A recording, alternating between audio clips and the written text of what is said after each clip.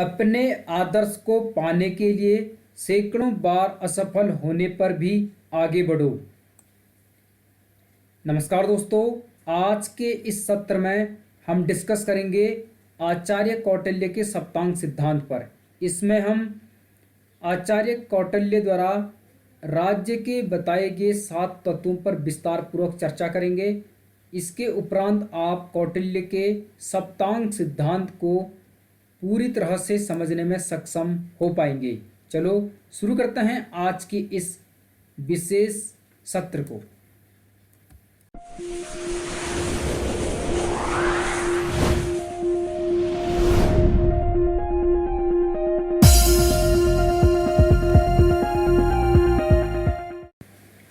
आपको अवगत करा दूं कि आचार्य कौटिल्य को चाणक्य और विष्णुगुप्त के नाम से भी जाना जाता है, यानी कौटिल्य, चाणक्य और विष्णुगुप्त एक ही व्यक्ति के नाम हैं।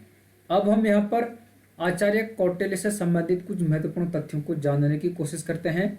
जैसे कौटिल्य को प्राचीन भारतीय राजनीतिक चिंतन का जनक माना जाता है। कौटिल्य का जन्म ईसा पूर्व 4वीं शताब्दी में प्राचीन भारत की ऐतिहासिक नगरी आर्यवर्त के वैभव संपन्न मगध साम्राज्य में हुआ था।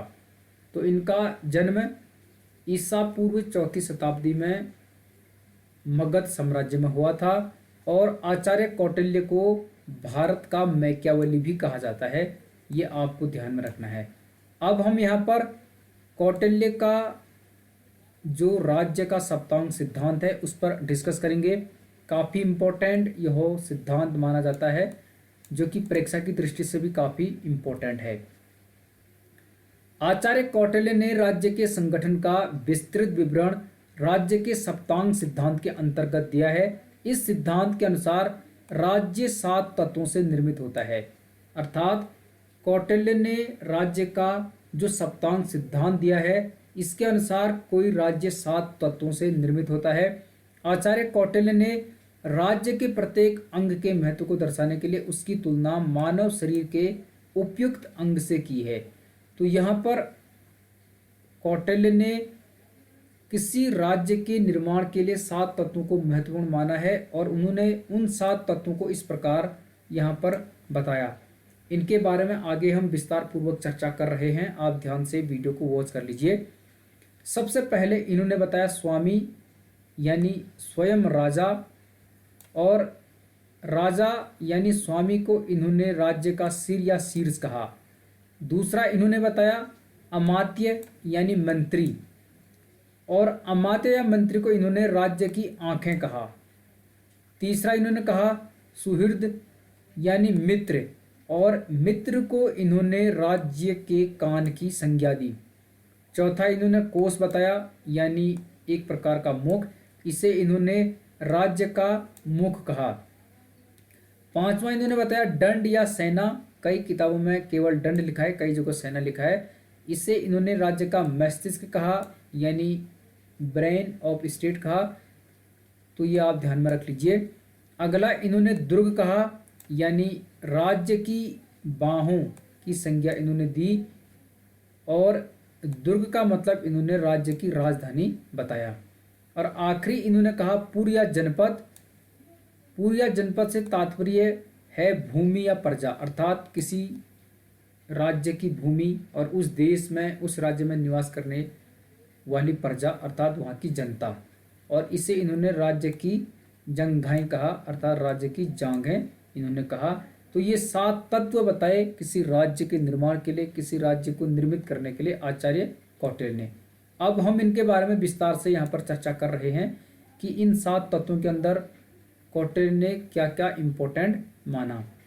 इस प्रकार कौटिल्य के अनुसार राज्य का अस्तित्व तभी संभव है जब उसमें राजा, मंत्री, मित्र, कोष, दंड या सेना, दुर्ग और पुर का समावेश हो। पुर यानी जनपद, दुर्ग यानी राज्य की राजधानी। ठीक है, अब हम इनके बारे में विस्तार से यहाँ पर चर्चा करते हैं। सबसे पहले इन्होंने बताया स्वामी, जिसे इन्होंने स्वयं राजा बताया और इसे राज्य का सिर या शीर्ष कहा। इसके अंतर्गत इन्होंने बताया कि राजा या स्वामी को शारीरिक, आत्मिक और मानसिक एवं बौद्धिक गुणों से युक्त होना चाहिए, जिसे कौटिल्य ने आत्मसम्मत की संज्ञा दी। तो इन्होंने कहा कि किसी राज्य का राजा या स्वामी को शारीरिक, आत्मिक और मानसिक एवं बौद्धिक गुणों से संपन्न होना चाहिए, यानी युक्त होना चाहिए। इसे इन्होंने आत्मसम्मत की संज्ञा दी। और आचार्य कौटिल्य ने राजा के लिए दिनचर्या का निर्धारण भी किया, ये भी आपको ध्यान में रखना है। इसके अतिरिक्त उसने राजा के गुणों को महत्वपूर्ण मानते हुए कहा कि राजपद का उत्तराधिकारी वही व्यक्ति होगा जो न्यायोचित गुणों व योग्यता को धारण करता हो। तो उन्होंने यह भी माना कि किसी राज्य का जो प्रमुख होगा, वहाँ का जो स्वामी या राजा होगा, जो राजपद का उत्तराधिकारी होगा, वह ऐसा व्यक्ति होगा जो राज्य योचित गुणों व योग्यता को धारण करता हो, अर्थात जो राज्य के हित में, राज्य की प्रजा के हित में कार्य करता हो, राज्य की प्रजा के लिए समर्पित हो। अब हम यहाँ पर जानते हैं राजा के निम्नलिखित कर्तव्य जो कौटिल्य ने बताए उनको। तो आचार्य कौटिल्य ने राजा या स्वामी के कुछ कर्तव्य बताए, जैसे प्रजाजनों का कल्याण। प्रजा यानी किसी राज्य की जो जनता है, वहाँ निवास करने वाले लोगों की संख्या, यानी वहाँ की प्रजा, तो उनकी कल्याण करना राजा का एक कर्तव्य होना चाहिए। इसके अतिरिक्त प्रजाजनों को कर्तव्य पालन की सीख देना, यानी उस राज्य में निवास करने वाली जो प्रजा है उसको राज्य के प्रति कर्तव्य पालन करने की शिक्षा देनी चाहिए राजा को। इसके अतिरिक्त स्वयं बरतना, वो प्रजाजनों को प्रसन्न रखना। तो राजा का यह भी कर्तव्य होना चाहिए कि वह स्वयं में धैर्य रखे, संयम रखे, और जो वहाँ की जनता है, वहाँ की जो प्रजा है, उनको खुश रखे, यानी प्रसन्न रखे। और राजा विधायी, न्यायिक और प्रशासनिक एवं अन्य कार्यों की दृष्टि से भी उपयुक्त होना चाहिए, यानी राजा के विधायी, न्यायिक और प्रशासनिक कर्तव्य होने चाहिए। इसे आप वर्तमान के हिसाब से व्यवस्थापिका, कार्यपालिका और न्यायपालिका संबंधी कर्तव्य कह सकते हैं। तो यह इनका पहला जो तत्व था राज्य से संबंधित वो था। अब दूसरा तत्व जो इन्होंने बताया वह था अमात्य। इससे इन्होंने मंत्री कहा और इसे राज्य की आँखों की संज्ञा दी। तो स्वामी यानी राजा और अमात्य यानी मंत्री को इन्होंने काफ़ी इंपॉर्टेंट बताया। यहाँ पर आप देख लीजिए, कौटिल्य ने राजा व अमात्य को, यानी स्वामी और मंत्री को, गाड़ी के दो पहिए की उपमा दी है जो एक दूसरे के बिना बेकार हैं। तो इन्होंने अमात्य और स्वामी, या कहें मंत्री और राजा को, किसी गाड़ी के दो पहिए की उपमा दी जो कि एक दूसरे के बिना बेकार हैं, अर्थात आप इन्हें एक दूसरे के पूरक मान सकते हैं। इसके अतिरिक्त कौटिल्य ने मंत्रिपरिषद के अध्यक्ष को महत्वपूर्ण माना, यानी जो काउंसिल ऑफ मिनिस्टर होगी उसका जो अध्यक्ष होगा उसको इम्पोर्टेंट माना। उन्होंने मंत्रियों के वेतन का भी समर्थन किया। और इसके अलावा कौटिल्य ने मंत्रियों की योग्यता का वर्णन किया था, यानी जो मंत्री होंगे उनकी कुछ क्वालिफिकेशन होगी, उनकी कुछ एबिलिटीज़ होगी, अर्थात उनके अंदर कुछ योग्यताएं होंगी। तो यह इन्होंने मंत्रियों के गुण बताए, यानी अमात्य के गुण बताए, उनकी विशेषताएं बताई। इसके बाद तीसरा तत्व इन्होंने बताया सुहृद, यानी राजा के मित्र, अर्थात इसे इन्होंने राज्य के कान की संज्ञा दी। तो पहला इन्होंने राजा बताया यानी स्वामी, दूसरा इन्होंने अमात्य यानी मंत्री बताया, तीसरा इन्होंने मित्र बताया राजा के, जिन्हें इन्होंने राज्य के कान की संज्ञा दी। तो कौटिल्य के अनुसार राज्य की उन्नति के लिए एवं विपत्ति के समय राज्य की सहायता के लिए मित्रों का होना आवश्यक है। उन्होंने कहा कि किसी राज्य की उन्नति के लिए यानी प्रगति के लिए, और राज्य जब विपत्ति में हो, कष्ट में हो, दुख में हो, तो राज्य की सहायता के लिए राजा के मित्रों का होना आवश्यक है, ताकि राजा उन मित्रों की सहायता से विपत्ति के समय अपने आप को सुरक्षित महसूस करे और राज्य की उन्नति संभव हो सके। इसके बाद इन्होंने बताया कोष यानी फंड, इसे इन्होंने राज्य का मुख कहा, यानी राज्य का मुंह कहा। कौटिल्य के अनुसार कोष वृद्धि एक शक्तिशाली राज्य का आधार है। तो इन्होंने कहा कि फंड में वृद्धि यानी कोष में वृद्धि एक शक्तिशाली राज्य का आधार है, क्योंकि एक शक्तिशाली कोष के द्वारा ही एक चतुरंगिणी सेना का निर्माण किया जा सकता है। तो इन्होंने कहा कि यदि किसी राज्य के पास एक शक्तिशाली कोष होगा, अच्छा फंड होगा, तो उसके माध्यम से कोई राज्य एक चतुरंगिणी सेना का निर्माण कर सकता है, यह इन्होंने कहा। और राजस्व वृद्धि के लिए कौटिल्य ने कुछ सिद्धांत दिए थे, उनका वर्णन हम यहाँ पर कर रहे हैं। उन्होंने बताया कि राजस्व वृद्धि को कैसे बढ़ाया जा सकता है, यानी राज्य के पास जो रेवेन्यू आएगा उसको किस प्रकार से बढ़ाया जा सकता है। तो इसके अंतर्गत इन्होंने 3 सिद्धांत बताए। पहला इन्होंने कहा परिपुष्ट सिद्धांत, राजस्व वृद्धि के लिए पहला इन्होंने परिपुष्ट सिद्धांत बताया। इसके अनुसार कौटिल्य के अनुसार धन की प्राप्ति उद्योगों पर करारोपण द्वारा ही होती है। तो कौटिल्य ने कहा कि किसी राज्य के लिए धन की प्राप्ति यानी राजस्व की प्राप्ति उस राज्य में स्थापित उद्योगों पर कर लगाने से ही होती है, परंतु शैशव काल यानी आरंभिक काल में ही कर नहीं लगाना चाहिए, बल्कि उनके संपूर्ण विकास पर करारोपण होना चाहिए। तो उन्होंने कहा कि किसी राज्य में राजस्व की यानी धन की प्राप्ति उस राज्य में स्थापित उद्योगों पर कर लगाने से होती है, परंतु जब उद्योग शैशव अवस्था में होते हैं यानी आरंभिक काल में होते हैं, उस समय उन पर कर नहीं लगाना चाहिए, बल्कि उद्योगों के संपूर्ण विकास के उपरांत ही उन पर कर लगाना चाहिए, अर्थात करारोपण होना चाहिए। दूसरा सिद्धांत इन्होंने बताया दौर्लभ्य का सिद्धांत। इसके अनुसार ऐसी दुर्लभ सामग्री जो राज्य के लिए अत्यधिक उपयोगी हो उसे कर मुक्त रखना चाहिए। तो कौटिल्य ने कहा कि कोई ऐसी सामग्री, ऐसी वस्तु जो राज्य के लिए अत्यधिक उपयोगी हो और दुर्लभ हो, जो आसानी से ना मिलती हो, तो उसे कर मुक्त रखना चाहिए, अर्थात उस पर कर नहीं लगाना चाहिए। तीसरा सिद्धांत इन्होंने बताया कर मुक्ति का सिद्धांत, यानी जिन पर कर नहीं लगाना चाहिए। तो कौटिल्य के अनुसार जीवन में ऐसे विशेष कारण होते हैं जिनके अत्यधिक महत्व के कारण कर मुक्त रखना चाहिए, जैसे विशेष संस्कार, व्रत, यज्ञ व दान। तो इन्होंने इनको अत्यधिक महत्व दिया और इस प्रकार के जो कार्य होते हैं, कारण होते हैं, उनको कर मुक्त रखना चाहिए, जैसे संस्कार, व्रत रखना, यज्ञ करना या दान करना। तो इनको कर से मुक्त रखना चाहिए। तो ये 3 सिद्धांत इन्होंने राजस्व वृद्धि के लिए दिए थे अपने सप्तांग सिद्धांत में। 5वां इन्होंने बताया दंड या सेना। कई किताबों में केवल दंड लिखा है, कई जगह सेना लिखा है, तो मैंने यहाँ पर दोनों को मेंशन किया है। दंड या सेना का मतलब इन्होंने कहा राज्य का मस्तिष्क यानी राज्य का ब्रेन। तो इसके अंतर्गत इन्होंने कहा कि प्राचीन भारतीय चिंतन को दंड नीति भी कहा जाता है। तो ये तो आप जानते हैं कि जो प्राचीन भारतीय चिंतन है उसे दंड नीति भी कहा जाता है। अपराध के अनुसार दंड दिया जाना चाहिए, यह कौटिल्य ने कहा, यानी जैसा अपराध हो उसके अनुसार दंड दिया जाना चाहिए। और इन्होंने कहा कि गर्भवती स्त्रियों को दंड नहीं दिया जाना चाहिए, यानी जो स्त्रियां प्रेग्नेंट हैं, गर्भवती हैं, उन्हें दंड नहीं दिया जाना चाहिए। और वर्ण व्यवस्था के अनुसार दंड देने की व्यवस्था का इन्होंने समर्थन किया।